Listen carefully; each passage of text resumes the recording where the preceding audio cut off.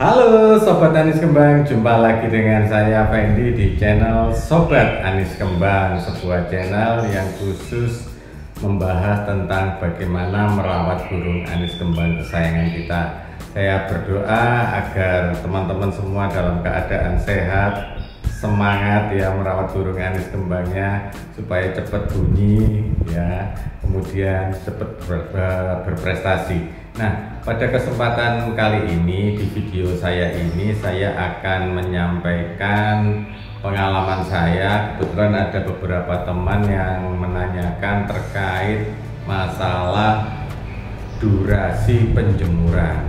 Kemudian ada yang bertanya pula bedanya apa menjemur burung anis kembang di daerah yang panas, misalkan yang di dekat pantai dengan yang di pegunungan. Oke, nanti akan saya jawab satu persatu.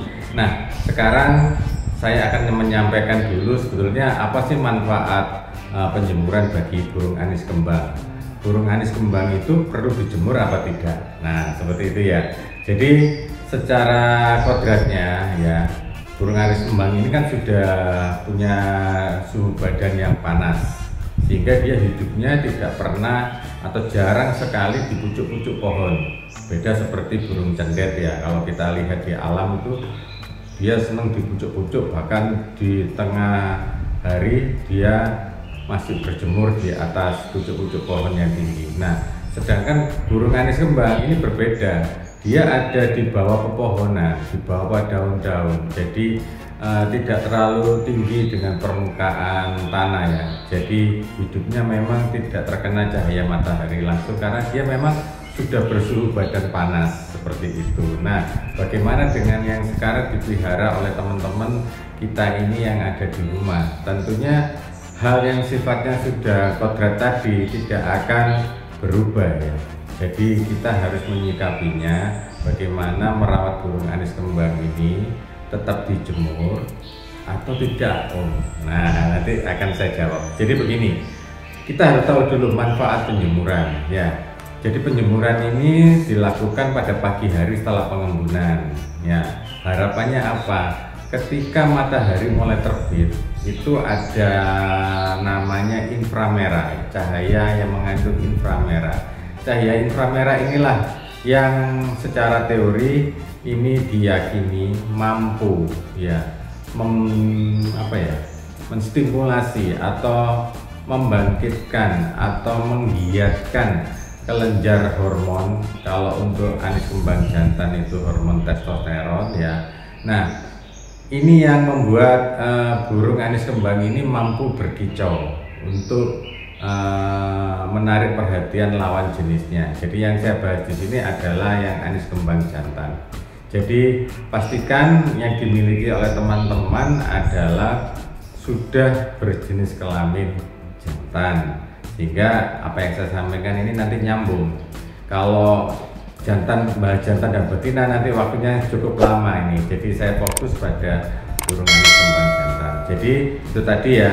Kenapa harus pagi Karena kita mengejar yang namanya sinar atau cahaya inframerah yang mengandung inframerah untuk membangkitkan produksi hormon testosteron ya. Jadi kita nggak perlu beli hormonnya karena Tuhan sudah menganugerahkan cahaya matahari yang mengandung inframerah tadi untuk memproduksi hormon testosteron. Dengan adanya hormon testosteron ini, maka burung akan menjadi rajin berkicau seperti itu. Kalau hormon ini macet, tidak bisa diproduksi ya, itu mungkin karena sakit ya, itu akhirnya burung menjadi tidak berkicau atau malas berkicau seperti itu. Nah, kemudian yang kedua adalah sinar ultraviolet ya, yang dikeluarkan oleh matahari. Sinar ultraviolet inilah yang mengubah provitamin D menjadi vitamin D ya, khususnya untuk kesehatan tulang, otot pada burung. Jadi sinar ultraviolet inilah yang akan membuat struktur tulang dari burung ini menjadi kuat. Demikian juga pada saat penjemuran ini, sinar matahari yang hangat dan akan memanas pada tengah hari, ini akan membuat sistem pencernaan burung ini bekerja lebih baik, lebih efisien. Efisiennya gimana? Yaitu merubah makanan yang masuk ya, entah itu fur, entah itu buah, entah itu ekstra protein hewani, itu yang masuk akan cepat diserap oleh ususnya ya, dan kemudian dirubah menjadi energi dan asam amino esensial yang terkait dengan fungsi dan kerja dari hormon tadi, yaitu hormon testosteron. Itu secara umum manfaat sinar matahari bagi tubuh burung seperti itu. Nah, apakah ada manfaat lain Om? Ya, ada, saya jawab ada. Pertama terkait dengan mengendalikan atau bahkan membunuh virus ya, virus yang berbahaya bagi kesehatan burung, terutama di musim pancaroba seperti saat ini. Jadi kadang burung menjadi tiba-tiba serak seperti itu, kemudian bersin-bersin seperti itu. Nah, hal-hal inilah yang membuat kita dianjurkan untuk menjemur burung agar kesehatan burung tetap terjaga. Nah, kembali lagi saya rangkum, jadi intinya dengan penjemuran ini sebetulnya kita akan membuat sistem metabolisme burung ini bekerja lebih cepat, lebih baik ya. Metabolisme yaitu tadi merubah makanan yang masuk menjadi energi dan beberapa asam amino penting. Nah, jadi dalam proses penjemuran ini sebetulnya targetnya ada 3 atau sasarannya ada 3. Yang pertama adalah meningkatkan birahi ya, kedua meningkatkan emosi, dan yang ketiga adalah meningkatkan stamina, terutama untuk burung-burung yang belum kondisi. Belum kondisi itu maksudnya seperti apa Om? Jadi belum kondisi ini adalah pertama tadi birahinya, emosinya, dan juga stamina, terutama burung trotol, pastol, atau yang baru selesai mabung seperti itu. Nah, jadi dengan penjemuran ini tadi harapannya akan semakin membuat burung anis kembang kita ini cepat bunyi untuk yang trotol.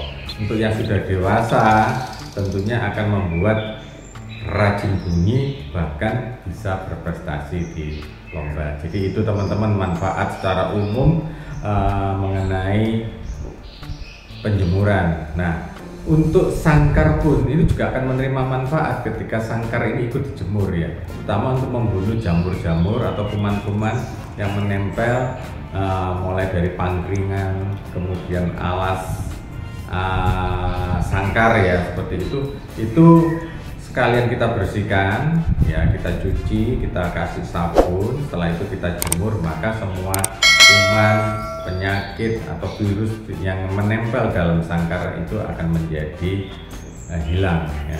Seperti itu harapannya dengan penjemuran. Jadi teman-teman kalau bertanya, oh jemur itu untuk anis kembang perlu apa enggak? Saya jawab perlu ya, tapi nanti harus lihat sikon. Nah, sekarang saya akan masuk kepada yang sering ditanyakan oleh teman-teman, yaitu apa? Masalah durasi penjemuran. Itu ya teman-teman. Jadi akan berbeda ya, 10 menit dijemur dengan start jam 7, dengan jam 8, dengan jam 9 itu pasti berbeda ya, 10 menitnya. Yang berbeda di mananya? Di intensitas panas dari matahari. Mungkin jam 8 pagi itu belum terlalu kuat intensitas panasnya dibanding yang jam 9, atau bisa juga berubah ya, jam 9 itu intensitasnya rendah gitu dibanding jam 8. Kenapa? Jam 9 saat itu mendung ya, seperti itu teman-teman. Jadi sekarang akhirnya kan teman-teman jadi bingung kan, menjemur di kota Surabaya yang panas dengan menjemur anis kembang di kota Malang atau Bandung yang sejuk itu tentunya kan berbeda. Nah, sekarang kalau dikembalikan, sekarang durasi penjemuran yang bagus itu seperti apa? Jadi kalau kita kurang jemur itu nanti manfaatnya tidak maksimal. Kalau kelebihan jemurnya, waktu jemurnya juga akan menjadi masalah. Biasanya akan naik ya emosinya dan birahinya, sehingga kita mengenal ada over emosi, ada over birahi. Kemudian nanti ada kerusakan sel-sel pada bulu ya, bulu menjadi cepat kusam. Ini belum waktunya mabung, tetapi bulunya sudah menjadi kusam dan bahkan pecah-pecah. Itu efek ketika penjemuran kita berlebihan. Sehingga kembali ke pertanyaannya adalah durasi penjemuran yang pas itu yang seperti apa. Nah, saya akan memberikan tips dari pengalaman saya merawat burung anis kembang, terutama saya mengadopsi apa yang terjadi di kandang ternak ya, di penangkaran. Nah, ini yang saya adopsi untuk saya gunakan menjemur di rumah saya seperti itu. Jadi begini teman-teman, kalau bicara durasi ya atau lamanya penjemuran tadi yang pas dengan kondisi burung anis kembang, kan tadi kalau kondisinya kurang birahi tentunya durasinya lebih lama ya kan. Kalau burungnya sudah birahi, kalau durasi penjemurannya terlalu lama nanti menjadi masalah over birahi dan over emosi. Sehingga ayo kita sekarang menentukan cara membuat penjemuran yang efektif. Artinya durasi penjemurannya harus pas. Caranya bagaimana? Sederhana dan itu sudah otomatis ya. Bukan saya yang membuat atau teman-teman yang merawat yang membuat menentukan durasinya, tapi serahkan itu keputusan durasi jemur itu pada burung anis kembangnya. Nah, caranya piye Om? Caranya bagaimana?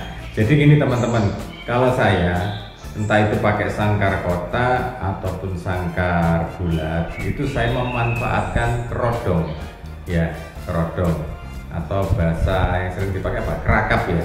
Jadi kerodong ini nanti saya akan taruh di depan, bagian depan sangkar ya, menutupi bagian depan sangkar itu yang mengarah ke matahari, datangnya cahaya matahari 50%. Jadi separuh ya, 50%-nya saya gunakan untuk nutup.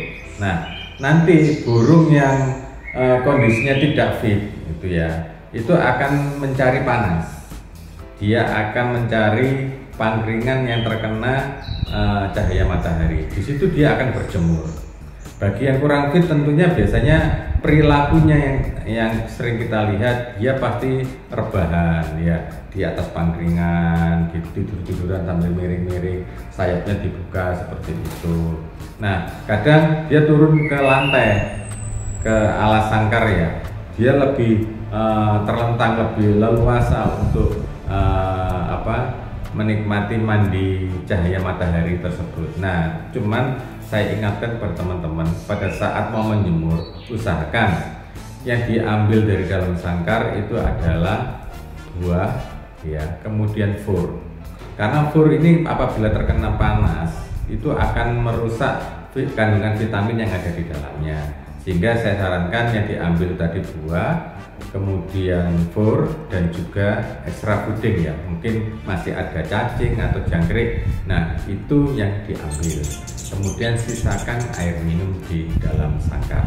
Kemudian untuk karpet sangkar atau alas sangkarnya tolong dibersihkan, karena anis kembang nanti kalau dia merasa kurang nyaman di pangkringan saat berjemur, dia akan turun ke bawah ya, di lantai dia akan berjemur seperti itu. Nah, sekarang akan muncul pertanyaan, kalau jemur itu enaknya digantung di atas atau ditaruh di ranting-ranting atau dahan-dahan pohon atau di bawah.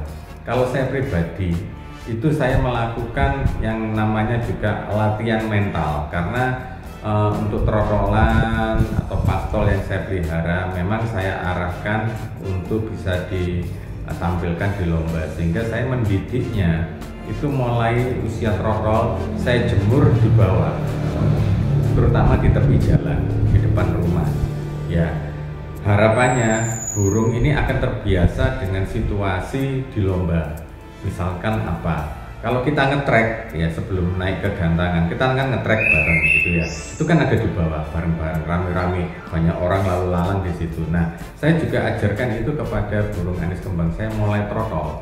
Jadi ketika nanti dibawa ke tempat lomba, dia sudah tidak bingung atau panik ya, seperti itu. Nah, Kalau tidak dilatih, dibiasakan mulai kecil, tentunya itu akan jadi masalah di kemudian hari.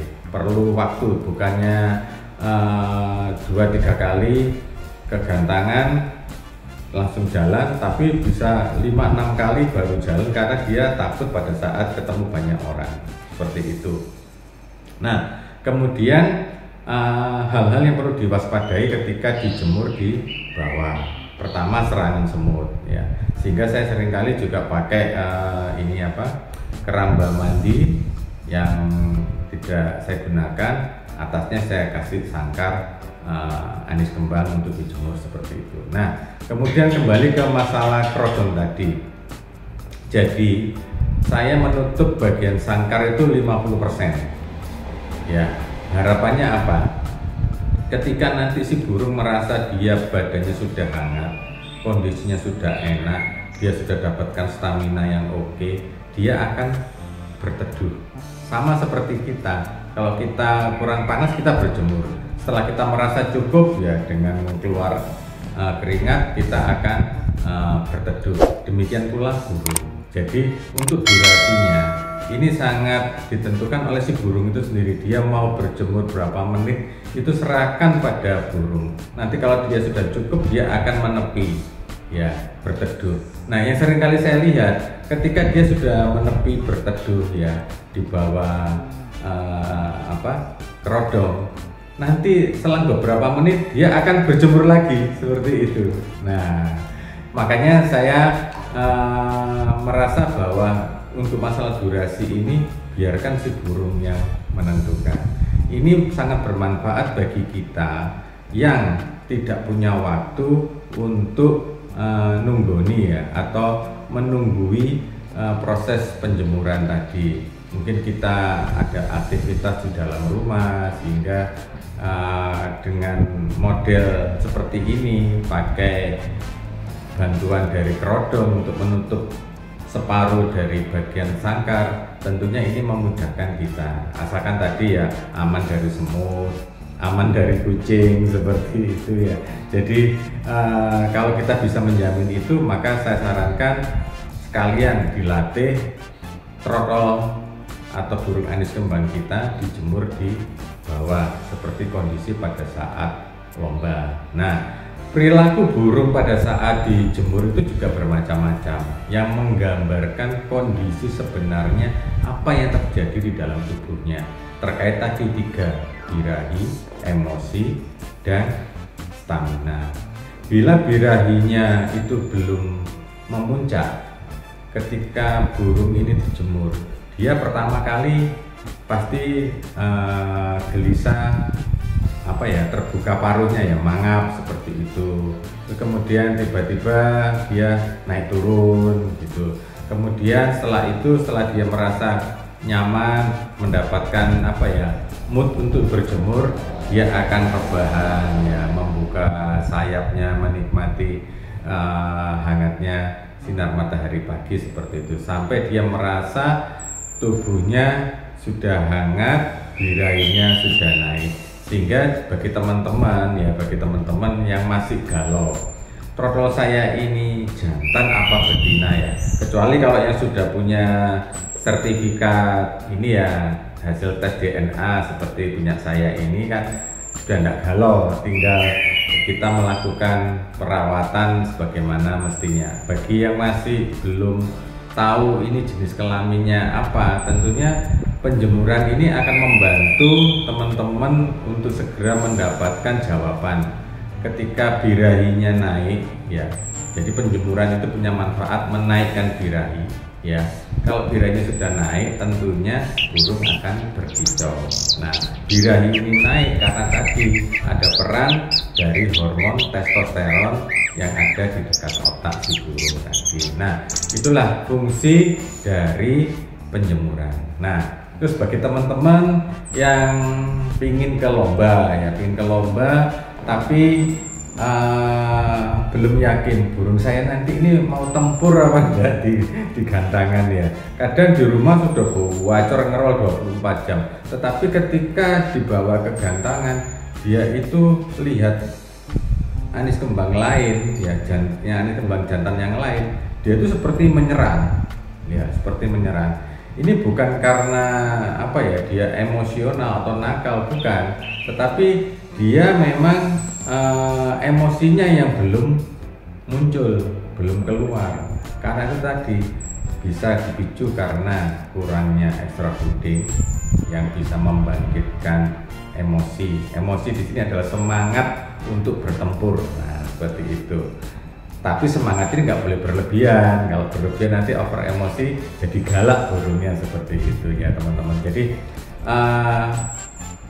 penjemuran ini bisa membantu untuk meningkatkan emosi atau semangat bertempur bagi anis kembang ketika menghadapi lawan, seperti itu. Jadi kita tidak perlu pakai vitamin atau obat-obatan yang lain untuk merangsang daya tempurnya, nggak perlu. Sebetulnya dengan penjemuran, main kerodong itu sudah cukup untuk bisa membangkitkan semangat bertempur ya, atau yang disebut emosi untuk bertempur atau birahi tempur. Nah, seperti itu. Nah, kemudian terkait sekarang tadi yang ketiga ya, ketika burung birahinya sudah dapat, kemudian emosinya sudah dapat, tapi ada burung yang ketika ngerol gitu ya, dapat 5 menit dia sudah mulai seperti kelelahan, ngetem ya istilahnya, ngetem gitu, ada jedanya. Nah, itu berarti staminanya yang kurang. Loh, apakah itu bukan kalah mental? Ini saya bicara masih di rumah ya, di rumah dalam arti dia ngerol sendiri tapi dapat 5 menit, nggak sampai 10 menit dia sudah mulai kedodoran nafasnya, seperti itu. Nah, ini yang perlu diperbaiki adalah stamina. Nah, apa hubungannya penjemuran dengan stamina? Ya, tadi teman-teman sudah saya sampaikan, dengan penjemuran itu kita akan memperbaiki dan meningkatkan proses atau kualitas proses metabolisme, merubah makanan yang masuk menjadi energi dan asam amino. Jadi ketika kita melakukan penjemuran, maka proses pencernaan makanan itu menjadi lebih cepat, diolah melalui sistem biokimia tubuhnya atau yang disebut kita metabolisme tadi menjadi energi. Jadi burung yang rajin dijemur dengan yang tidak rajin dijemur nanti pasti ada bedanya gitu di stamina. Staminanya ini nanti bisa ketahuan dari mana Om? Tadi ya, yang rajin dijemur punya stamina yang bagus, maka durasi ngerolnya semakin lama atau semakin panjang. Nah, yang kedua adalah volume suara, karena otot-ototnya juga terlatih ya dengan penjemuran tadi, mendapatkan energi, mendapatkan protein dari kemudian asam aminonya untuk membangkitkan hormon testosteron birahinya menjadi bagus, maka volumenya juga akan menjadi keras sesuai dengan informasi genetiknya atau keturunannya, seperti itu. Jadi kita bisa memaksimalkan segala potensi yang ada di dalam burung ini, terutama yang terkait dengan genetik ya, atau terahnya tadi menjadi lebih optimal ya, seperti itu. Jadi begitu banyak manfaat penjemuran bagi burung anis kembang. Nah, terkait tadi teman-teman yang bertanya, misalkan di daerah yang panas seperti Surabaya dibandingkan dengan Malang atau Bandung yang dingin. Nah, ini tadi juga terjawab ya. Karena apa? Yang menentukan durasi jemurnya itu adalah si burung tersebut ya. Jadi bukan kita yang merawatnya. Karena memang pasti kondisinya beda lah. Daerah sejuk dengan daerah panas, seperti itu. Nah, jadi dengan kita pakai alat bantu kerodong tadi yang menutup 50% dari sangkar, itulah yang menjadi alat bantu bagi si burung untuk menentukan durasi atau lamanya penjemuran, sehingga manfaat penjemuran itu bisa optimal ya dirasakan oleh si burung, dan tentunya perawat juga akan senang karena burungnya akan cepat kondisi ya, cepat tampil di lomba, cepat berprestasi di lomba, seperti itu. Mungkin itu teman-teman yang bisa saya sampaikan terkait masalah penjemuran, dalam arti durasi atau lamanya berjemur itu serahkan pada burungnya dengan cara yang sudah saya sampaikan tadi.